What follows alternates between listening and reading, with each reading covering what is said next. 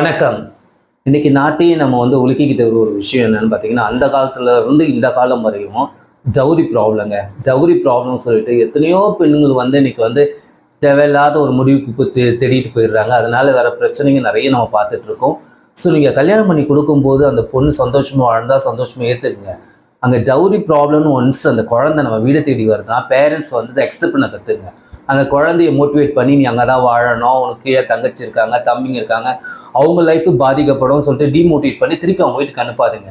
அனுப்பின பிறகு அந்த ஒரு பொண்ணு வேற ஒரு முடிவை தேடிட்ட பிறகு நம்ம கோர்ட்டு கேஸு போய் எவ்வளோ வாதாடினாலும் போன உயிர் திரும்பி வராதுங்க. அதுக்கு என்ன அந்த பொண்ணு என்ன முடிவு இருக்குதோ அந்த முடிவுக்கு பேரண்ட்ஸ் கட்டுப்படுங்க. ஏன்னா ஒருத்தர் நம்ம குழந்தை கட்டித்தரோன்ற இடத்துல அவங்க டவுரிக்கு தான் மெயின் முதல் இடம் கொடுக்குறாங்கன்னா கண்டிப்பாக அந்த பொண்ணை வச்சுட்டு வாழ மாட்டாங்க. அதை நினச்சிங்க.